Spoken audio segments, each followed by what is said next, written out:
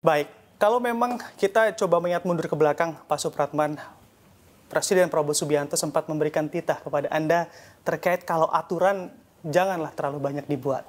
Nah, ini agar memang nantinya mampu mewujudkan Indonesia emas di tahun 2045 nanti. Kita bicara terkait implementasinya, Pak Supratman. Apa yang bisa dilakukan dengan tidak membuat aturan? Sebenarnya bukan itu yang dimaksud oleh Bapak Presiden. Yang pertama diberikan tugas kepada saya adalah melakukan harmonisasi terhadap banyaknya undang-undang sektoral yang saling tumpang tindih, terutama kepada program prioritas yang ingin diwujudkan oleh Bapak Presiden. Di antaranya adalah swasembada pangan, swasembada energi, kemudian kepemilikan lahan yang harus berkeadilan, kemudian makan bergizi gratis. Nah, itu semua yang kami sampaikan kepada Bapak Presiden bahwa tugas itu sudah selesai. Kami bersama dengan Direktorat Jenderal Perundang-undangan sudah selesai melakukan kajian menyangkut undang-undang mana yang saling di antara satu dengan yang lain ini saling bertentangan. Sehingga menghambat program yang akan mewujudkan program Astacita Bapak Presiden. Karena itu katakanlah di swasembada pangan. Swasembada pangan kemarin kan langkah yang dilakukan oleh Bapak Presiden untuk memangkas distribusi pupuk dari pabrik itu bisa langsung ke kapoktan dan bisa langsung kepada petani. Kalau dulu kan bisa sampai 18 kementerian yang harus mengurus soal pupuk. Nah, ini adalah sebuah efisiensi langkah yang menurut saya strategis dilakukan. Nah, makna itulah yang kemudian mungkin bisa ditafsirkan bahwa kalaupun buat aturan, itu betul-betul harus sinkron, jangan menyulitkan dalam rangka mengeksekusi sebuah program yang harus kita capai. Nah, karena itu terkait dengan tugas yang Bapak Presiden berikan kepada saya untuk melakukan harmonisasi, kajian, semua sudah selesai kami lakukan di Kementerian Hukum yang dikerjakan oleh Direktorat Jenderal Perundang-undangan. Dalam waktu dekat saya sudah laporkan kepada Pak Mensesnek, bukunya, kajiannya sudah selesai, tinggal kami serahkan. Nanti tergantung Bapak Presiden.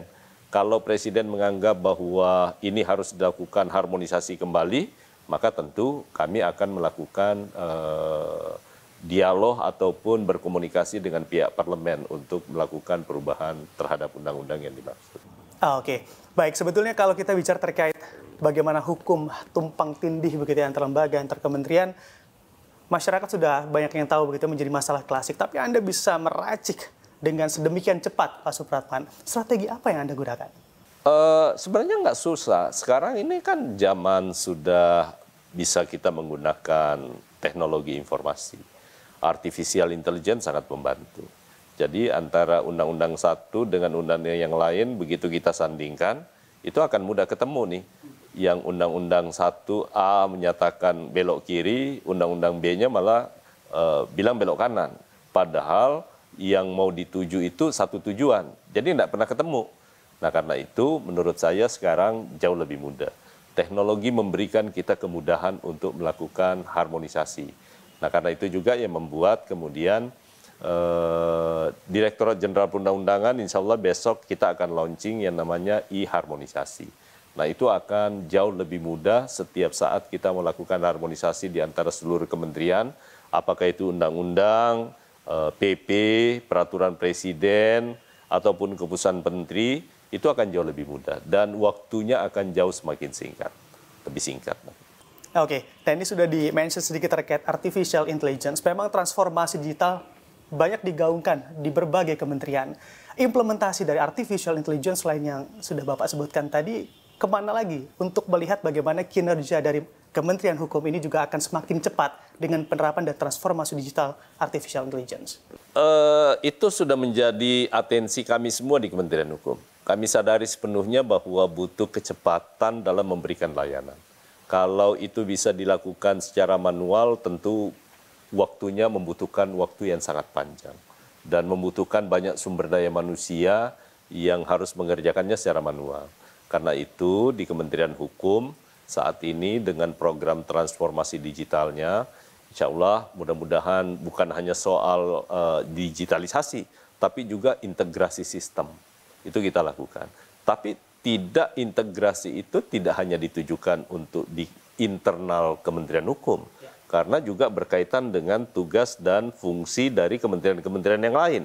Seperti umpamanya kalau kita bicara soal perizinan berusaha, kan keterkaitannya dengan Menteri Investasi, Kementerian Hukum, Kementerian Dalam Negeri, Kementerian ESDM, ataupun UMKM dan lain-lain sebagainya. Nah, cita-cita pemerintah untuk melahirkan satu pusat data nasional nanti, ataupun e-government, itu kita siapkan sekarang. Dan Kementerian Hukum insya Allah dalam waktu dekat pasti akan sangat siap. Sehingga suatu saat nanti pemerintah ingin mengintegrasikan, dalam hal ini Presiden, seluruh data dan layanan yang dibutuhkan di Republik ini, itu cukup Kementerian Hukum akan siap terhadap tantangan itu. Dan itu memberikan kecepatan layanan terhadap semua yang dibutuhkan oleh masyarakat, terutama di Kementerian Hukum. Oke, baik. Memang pada akhirnya penerapan atau transformasi digital artificial intelligence ini efisiensi begitu ya. Dengan kalau kita amati juga dari Presiden Prabowo Subianto ini juga sangat concern sekali dengan efisiensi. Kalau hal terkait efisiensi ini pasti transformasi digital membutuhkan anggaran juga untuk membuat sistem yang baru begitu ya. Apakah memang ada porsi anggaran yang dikhususkan Pak Menteri dalam hal ini? Saya tidak, katakanlah efisiensi yang seperti yang selama ini ada ya, mau kemudian itu terjadi. Tapi kalau saya sih lebih senangnya menggunakan terminologi realokasi. Ya kan, karena kan uangnya tetap digunakan untuk pembangunan kesejahteraan masyarakat. Kan bukan tidak digunakan, hanya dialokasikan ke tempat yang lain. Nah, untungnya di Kementerian Hukum, karena dari awal saya menyampaikan kepada pemerintah, kepada Menteri Sekretaris Negara, Menteri Keuangan, kemudian juga kepada DPR, saya menyatakan bahwa kalau kemudian transformasi digital ini gagal kami kembangkan, maka kemungkinan layanan yang kemudian bisa berakibat terhadap kepercayaan dunia internasional, terutama menyangkut dari sisi aspek kepastian hukumnya, kepemilikan perusahaan orang lain, dan layanan-layanan di Dirjen Kekayaan Intelektual itu bisa terganggu. Apalagi banyak license terhadap sistem itu sudah akan berakhir. Kemudian yang kedua, server juga sudah mengalami over dan itu harus diperbaharui. Alhamdulillah pemerintah, Presiden, Menteri Keuangan, dan juga DPR bisa memaklumi itu sehingga kami tidak mengalami kesulitan untuk perbaikan ke arah sana.